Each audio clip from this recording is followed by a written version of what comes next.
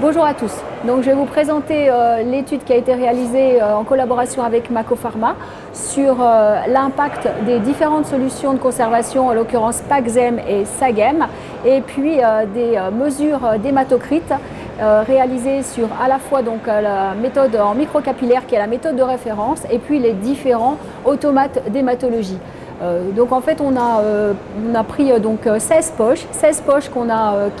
nous fait 8 paires de poches. Ces deux poches ont été poolées, ensuite remis dans deux autres poches, ce qui fait qu'on a exactement 8 paires de poches qui sont équivalentes. À la préparation des poches de globules rouges concentrés, on a donc mis 8 poches en PAGS et 8 poches en SAG, et puis après on a fait les mesures d'hématocrite. Donc on a fait les mesures d'hématocrite sur 4 appareils différents, 2 appareils qui sont donc des Oriba, 2 appareils qui sont des Sysmex, et puis donc on a fait des mesures d'hématocrite à la fois donc dans ces appareils, à la fois avec la microcentrifugation qui est la méthode de référence, et puis on a mesuré également le pH, les globules blancs résiduels et puis les gaz du sang. Sur les conclusions sont que si on utilise le SAG, on a quelque chose d'assez reproductible au niveau des mesures d'hématocrite pour donc les différents appareils d'hématologie et la méthode microcapillaire. Là, on a quelque chose d'assez représentatif, d'assez égal jusqu'à J42. À J42, il se produit quelque chose de différent. On a une augmentation de l'hématocrite pour l'appareil Sysmex et une diminution pour l'appareil Yomizen. Ce qui peut être dans l'hypothèse, c'est on a des débris en fait de globules rouges qui sont comptés en tant que globules rouges pour la méthode Sysmex et qui ne sont pas comptés en tant que globules rouges pour la méthode Yomizen. C'est une différence en fait de gate, enfin de range au niveau de ces appareils-là.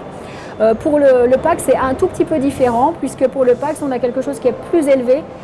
pour donc la méthode en microcapillaire, et puis qui est relativement égal pour les différents automates d'analyse. Alors tout ça, c'est dû à quoi? C'est dû au fait qu'on a des solutions qui sont hypertoniques pour le SAG, qui sont isotoniques pour le PAX, qui sont hypotoniques pour le CPD. Donc tout ceci influence en fait la forme, le shape des globules rouges, et donc tout ceci a un impact sur donc la mesure d'hématocrite. Ce qui fait que les mesures d'hématocrite vont être différentes selon qu'on va utiliser une solution hypertonique, donc le globule rouge va diminuer, isotonique, il va avoir sa forme initiale, et hypotonique, il va grossir. Donc du coup ça va changer en fait la mesure de l'hématocrite au niveau des différents appareils, et cette mesure d'hématocrite est donc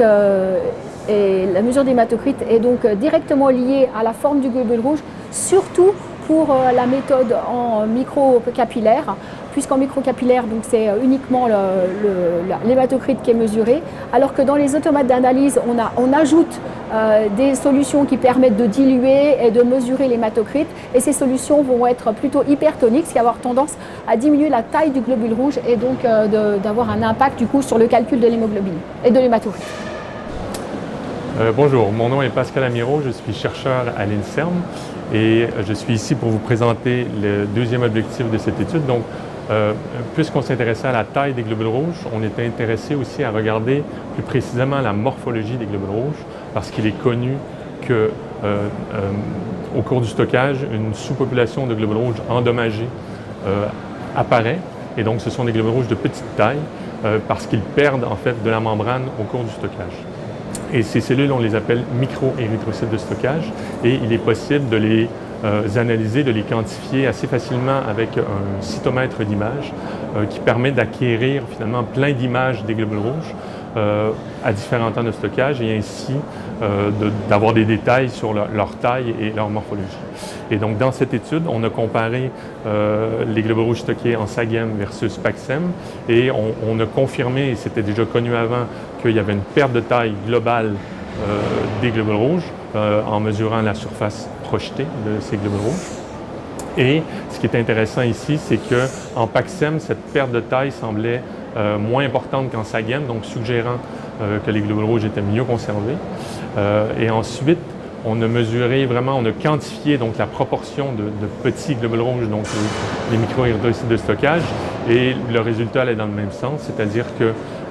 la quantité de microérythrocytes de stockage augmentait avec la durée de stockage, mais que finalement l'amplitude de cette augmentation était moins grande en PAC-SEM qu'en SAGEM. Donc, indiquant bien que la morphologie était mieux préservée en PAC-SEM et suggérant aussi que finalement le rendement transfusionnel de ces globules rouges conservés en PAC-SEM est meilleur que celui de la solution habituelle en SAGEM.